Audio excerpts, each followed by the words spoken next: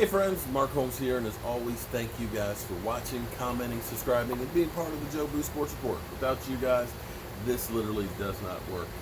You know, I am so fortunate to have so many great fans out there that make sure I don't miss anything. Emily Ann sent me a clip talking about Dak Prescott being the tight window quarterback, leader, and it had all these clips showing these really tight window passes and stuff, and I'll do maybe a video about that tomorrow or something. And of course, I got Miss Jackie policing things here on the live streams and everything else, and handling business and doing the same kind of thing. I've got so many of you; it's just too many people to thank. But I've been sitting here thinking about the Zeke Elliott situation. I'm going to say this. I may be crazy, off my rocker completely, but here's my thinking.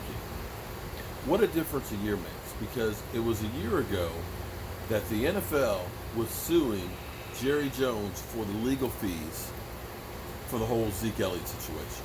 A couple $1 million. Chump change between the NFL and Jerry Jones. But it was more of the NFL saying, you know what, Jerry, we're going to stick it to you a little bit. And you'll remember that Jerry Jones was being Jerry Jones and saying, we're going to fight this thing.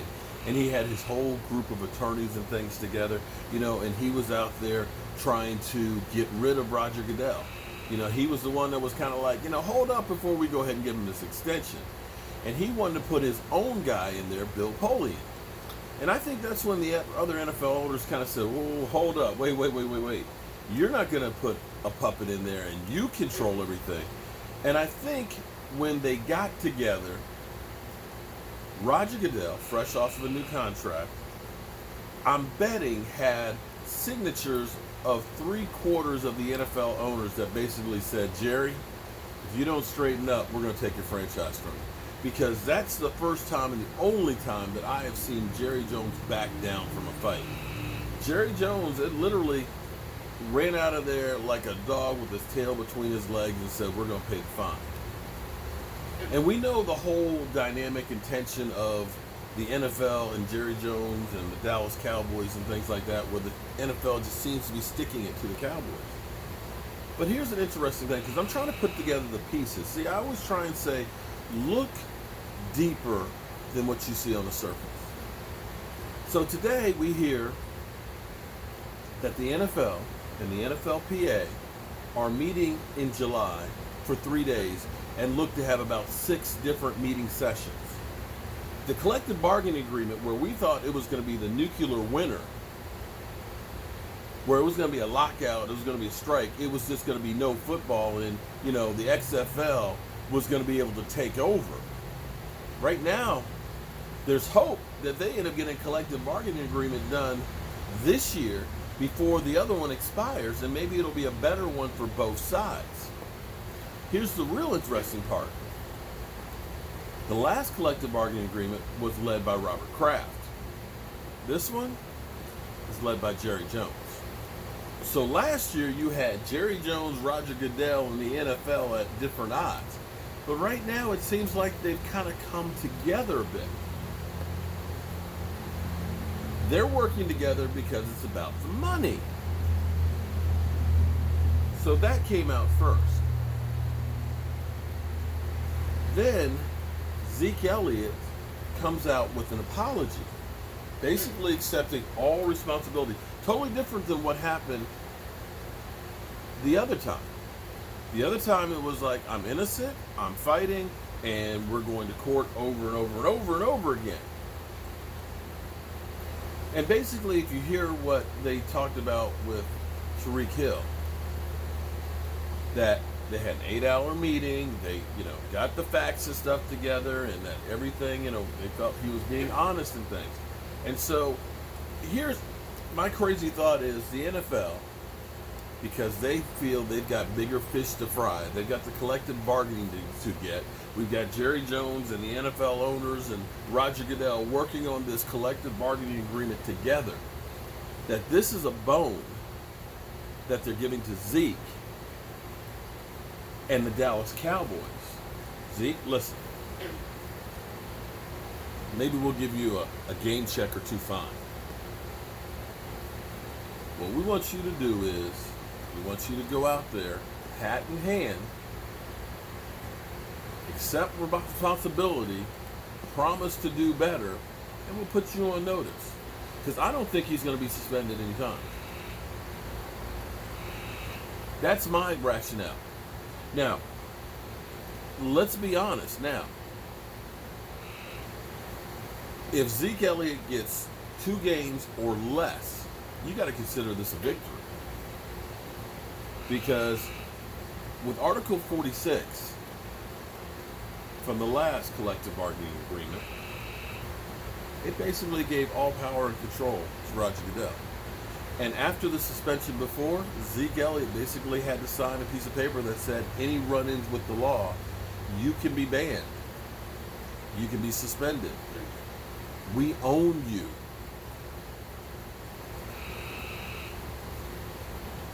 And if you're Zeke Elliott,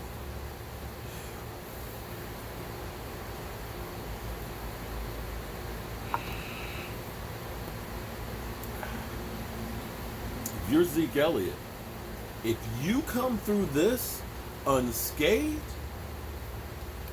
man, you better say a couple of Hail Marys. Praise the Lord. And understand, you don't keep getting chances over and over and over again. I know, you know, I know, we all know that was petty. That was nothing in the grand scheme of things. But you have to do it better than everybody else. You got to walk the line, man. You can't waver one bit. You can't go out and get tipsy. You got to understand there's a target on your back that people are going to want to make a name off of your back. They want to get you in trouble. They want to catch that video so they can sell to TMZ. You can't go out and hang without having, like Sean McVay has a coach who has one job only, to grab my ass and pull me back when I get too far out on the field, to keep me from getting a flag, getting a penalty, and getting in trouble. Zeke, you need that guy. So if you're at the club having a few to drink, Zeke, it's time for us to go. Girl pops an attitude, Zeke, time for us to go. You cannot put yourself into this position because it's not just you that's on your shoulders. You got to understand, Zeke, that there's 53 guys, 52. You're one of them.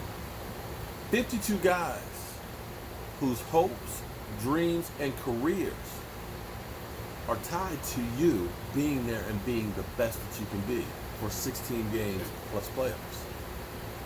You got to understand that the Dallas Cowboys fan base, me included, and Joe Boo, all of us, all of our hopes and dreams of being there come February, the weight of the last 24 years of not being in the Super Bowl, all of these haters and trolls and everything that are all over my back and everything else, dude, we're counting on you. It may not be fair. There's a lot of things in life that we have to do and put up with that aren't fair.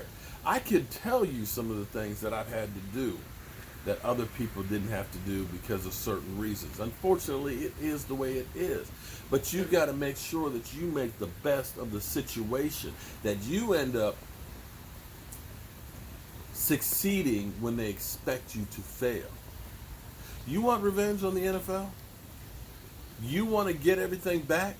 The way you do it is by succeeding, by getting that ring, by being up on that podium, holding up that Super Bowl trophy when they doubted you. That's how you get even. And dude, you got plenty of time to party. I'm 54 years old. I've lived your life twice and then some. And I'm not too old to party. I just don't. Right now, focus on one thing and one thing only. And that is getting that ring. because once you get that ring, you're part of that fraternity for life, forever, and they can't ever, ever take that away from you. Zeke, I love you, man. You know, when I met you there at the NFLPA party, I told you, I said, Zeke, I'm the biggest Dallas Cowboy fan out there. And what did you say to me? You said, well, everybody says that. Dude, I live the Dallas Cowboys from the first moment I wake up in the morning, all damn day, and even before I go to bed. And the weight of my hopes and dreams are on your shoulders. Well, I don't know about you guys, but it's been a very busy day, very productive, and I'm tired. So right now, and it's raining, but nothing's going to stop me, neither rain, sleet, or snow. I got an umbrella over top, so it's raining, and I can still come out here and have a fire. But right now, it's time to turn off the lights because this party's over.